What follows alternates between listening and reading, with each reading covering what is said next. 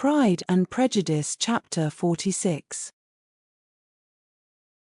Elizabeth had been a good deal disappointed in not finding a letter from Jane on their first arrival at Lambton, and this disappointment had been renewed on each of the mornings that had now been spent there, but on the third her repining was over, and her sister justified, by the receipt of 2 letters from her at once, on one of which was marked that it had been missent elsewhere. Elizabeth was not surprised at it, as Jane had written the direction remarkably ill. They had just been preparing to walk as the letters came in, and her uncle and aunt, leaving her to enjoy them in quiet, set off by themselves. The one missent must first be attended to. It had been written 5 days ago. The beginning contained an account of all their little parties and engagements, with such news as the country afforded, but the latter half, which was dated a day later, and written in evident agitation, gave more important intelligence. It was to this effect: "Since writing the above, dearest Lizzie, something has occurred of a most unexpected and serious nature, but I am afraid of alarming you. Be assured that we are all well. What I have to say relates to poor Lydia. An express came at 12 last night, just as we were all gone to bed, from Colonel Foster, to inform us that she was gone off to Scotland with one of his officers, to own the truth, with Wickham. Imagine our surprise. To Kitty, however, it does not seem so wholly unexpected. I am very, very sorry. So imprudent a match on both sides, but I am willing to hope the best, and that his character has been misunderstood. Thoughtless and indiscreet, I can easily believe him, but this step, and let us rejoice over it, marks nothing bad at heart. His choice is disinterested at least, for he must know my father can give her nothing. Our poor mother is sadly grieved. My father bears it better. How thankful am I that we never let them know what has been said against him. We must forget it ourselves. They were off Saturday night about 12, as is conjectured, but were not missed till yesterday morning at 8. The express was sent off directly. My dear Lizzie, they must have passed within 10 miles of us. Colonel Foster gives us reason to expect him here soon. Lydia left a few lines for his wife, informing her of their intention. I must conclude, for I cannot be long from my poor mother. I am afraid you will not be able to make it out, but I hardly know what I have written." Without allowing herself time for consideration, and scarcely knowing what she felt, Elizabeth, on finishing this letter, instantly seized the other, and opening it with the utmost impatience, read as follows. It had been written a day later than the conclusion of the first. "By this time, my dearest sister, you have received my hurried letter. I wish this may be more intelligible, but though not confined for time, my head is so bewildered that I cannot answer for being coherent. Dearest Lizzie, I hardly know what I would write, but I have bad news for you, and it cannot be delayed. Imprudent as the marriage between Mr. Wickham and our poor Lydia would be, we are now anxious to be assured it has taken place, for there is but too much reason to fear they are not gone to Scotland. Colonel Foster came yesterday, having left Brighton the day before, not many hours after the express. Though Lydia's short letter to Mrs. F. gave them to understand that they were going to Gretna Green, something was dropped by Denny expressing his belief that W. never intended to go there, or to marry Lydia at all, which was repeated to Colonel F., who, instantly taking the alarm, set off from B. Intending to trace their route. He did trace them easily to Clapham, but no further, for on entering that place, they removed into a hackney coach, and dismissed the chaise that brought them from Epsom. All that is known after this is, that they were seen to continue the London road. I know not what to think. After making every possible inquiry on that side London, Colonel F. came on into Hertfordshire, anxiously renewing them at all the turnpikes, and at the inns in Barnet and Hatfield, but without any success. No such people had been seen to pass through. With the kindest concern he came on to Longbourn, and broke his apprehensions to us in a manner most creditable to his heart. I am sincerely grieved for him and Mrs. F., but no one can throw any blame on them. Our distress, my dear Lizzie, is very great. My father and mother believe the worst, but I cannot think so ill of him. Many circumstances might make it more eligible for them to be married privately in town than to pursue their first plan, and even if he could form such a design against a young woman of Lydia's connections, which is not likely, can I suppose her so lost to everything? Impossible. I grieve to find, however, that Colonel F. is not disposed to depend upon their marriage. He shook his head when I expressed my hopes, and said he feared W. was not a man to be trusted. My poor mother is really ill, and keeps her room. Could she exert herself, it would be better, but this is not to be expected. And as to my father, I never in my life saw him so affected. Poor Kitty has anger for having concealed their attachment, but as it was a matter of confidence, one cannot wonder. I am truly glad, dearest Lizzie, that you have been spared something of these distressing scenes, but now, as the first shock is over, shall I own that I long for your return? I am not so selfish, however, as to press for it, if inconvenient. Adieu. I take up my pen again to do what I have just told you I would not, but circumstances are such that I cannot help earnestly begging you all to come here as soon as possible. I know my dear uncle and aunt so well, that I am not afraid of requesting it, though I have still something more to ask of the former. My father is going to London with Colonel Foster instantly, to try to discover her. What he means to do I am sure I know not, but his excessive distress will not allow him to pursue any measure in the best and safest way, and Colonel Foster is obliged to be at Brighton again tomorrow evening. In such an exigence, my uncle's advice and assistance would be everything in the world. He will immediately comprehend what I must feel, and I rely upon his goodness. Oh, where is my uncle? Cried Elizabeth, darting from her seat as she finished the letter, in eagerness to follow him, without losing a moment of the time so precious, but as she reached the door it was opened by a servant, and Mr. Darcy appeared. Her pale face and impetuous manner made him start, and before he could recover himself to speak, she, in whose mind every idea was superseded by Lydia's situation, hastily exclaimed, I beg your pardon, but I must leave you. I must find Mr. Gardiner this moment, on business that cannot be delayed. I have not an instant to lose. Good God! What is the matter? Cried he, with more feeling than politeness. Then recollecting himself, I will not detain you a minute, but let me, or let the servant go after Mr. and Mrs. Gardiner. You are not well enough. You cannot go yourself. Elizabeth hesitated, but her knees trembled under her and she felt how little would be gained by her attempting to pursue them. Calling back the servant, therefore, she commissioned him, though in so breathless an accent as made her almost unintelligible, to fetch his master and mistress home instantly. On his quitting the room she sat down, unable to support herself, and looking so miserably ill, that it was impossible for Darcy to leave her, or to refrain from saying, in a tone of gentleness and commiseration, let me call your maid. Is there nothing you could take to give you present relief? A glass of wine. Shall I get you one? You are very ill. No, I thank you, she replied, endeavoring to recover herself. There is nothing the matter with me. I am quite well. I am only distressed by some dreadful news which I have just received from Longbourn. She burst into tears as she alluded to it, and for a few minutes could not speak another word. Darcy, in wretched suspense, could only say something indistinctly of his concern, and observe her in compassionate silence. At length she spoke again.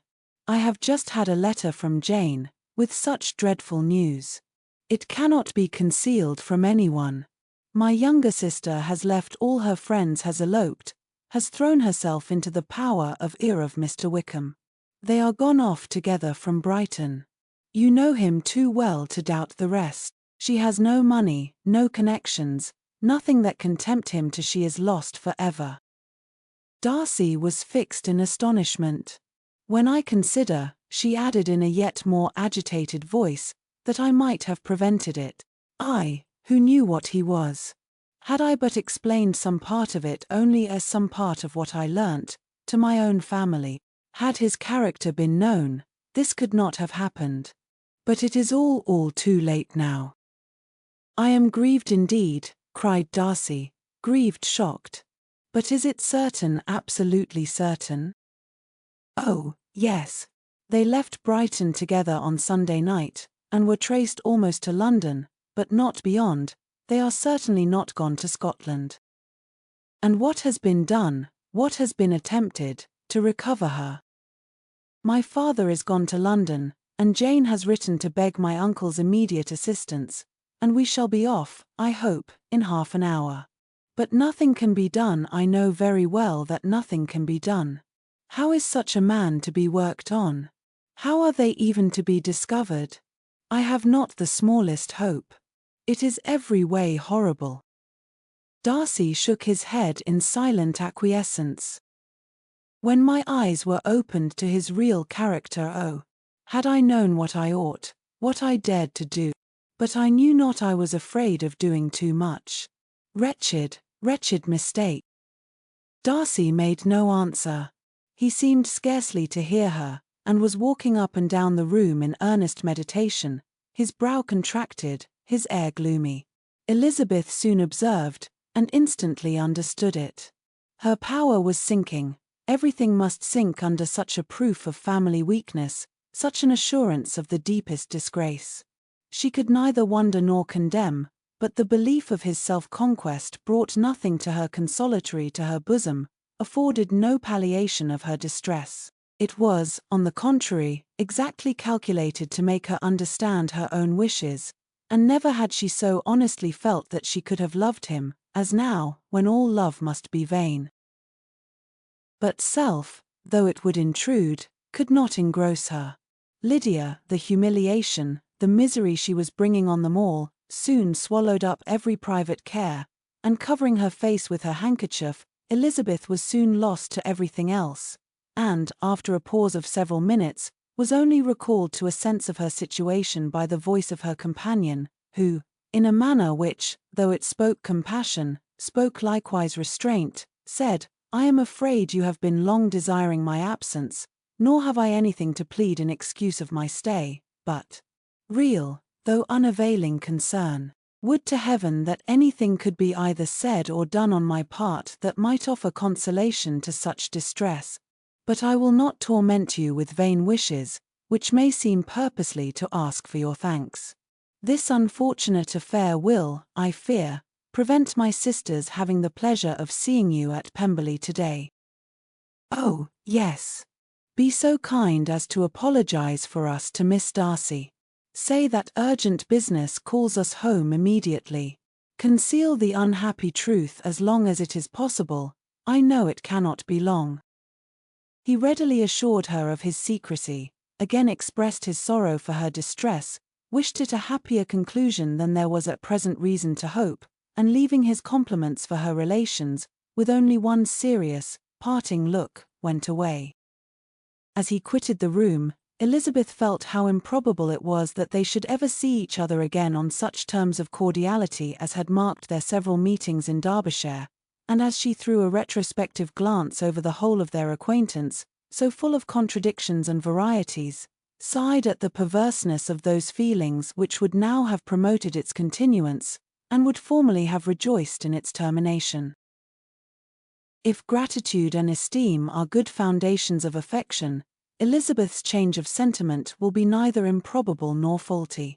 But if otherwise, if regard springing from such sources is unreasonable or unnatural, in comparison of what is so often described as arising on a first interview with its object, and even before two words have been exchanged, nothing can be said in her defense, except that she had given somewhat of a trial to the latter method in her partiality for Wickham, and that its ill success might, perhaps, authorize her to seek the other less interesting mode of attachment. Be that as it may, she saw him go with regret, and in this early example of what Lydia's infamy must produce, found additional anguish as she reflected on that wretched business. Never, since reading Jane's second letter, had she entertained a hope of Wickham's meaning to marry her. No one but Jane, she thought, could flatter herself with such an expectation.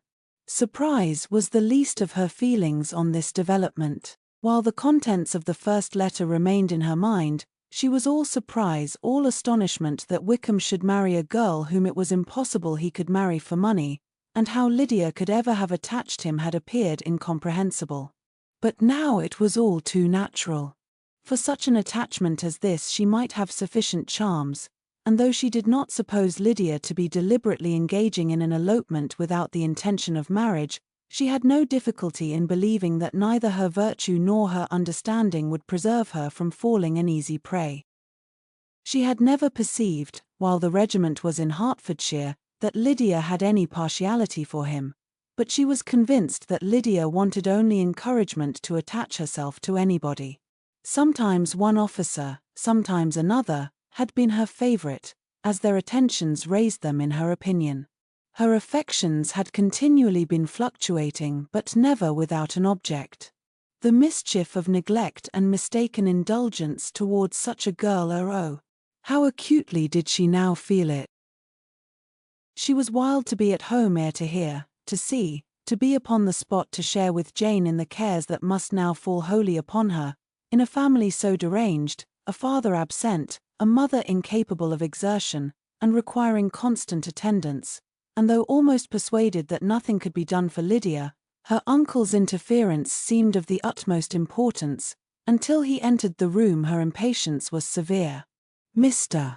and Mrs. Gardiner had hurried back in alarm, supposing by the servant's account that their niece was taken suddenly ill, but satisfying them instantly on that head, she eagerly communicated the cause of their summons, reading the 2 letters aloud, and dwelling on the postscript of the last with trembling energy. Though Lydia had never been a favorite with them, Mr. and Mrs. Gardiner could not but be deeply afflicted. Not Lydia only, but all were concerned in it, and after the first exclamations of surprise and horror, Mr. Gardiner promised every assistance in his power. Elizabeth, though expecting no less, thanked him with tears of gratitude, and all 3 being actuated by one spirit, everything relating to their journey was speedily settled. They were to be off as soon as possible. "But what is to be done about Pemberley?" cried Mrs. Gardiner. "John told us Mr. Darcy was here when you sent for us. Was it so?" "Yes, and I told him we should not be able to keep our engagement. That is all settled." "What is all settled?" repeated the other, as she ran into her room to prepare. "And are they upon such terms as for her to disclose the real truth? Oh, that I knew how it was." But wishes were vain, or at least could only serve to amuse her in the hurry and confusion of the following hour. Had Elizabeth been at leisure to be idle, she would have remained certain that all employment was impossible to one so wretched as herself, but she had her share of business as well as her aunt, and amongst the rest there were notes to be written to all their friends at Lambton, with false excuses for their sudden departure.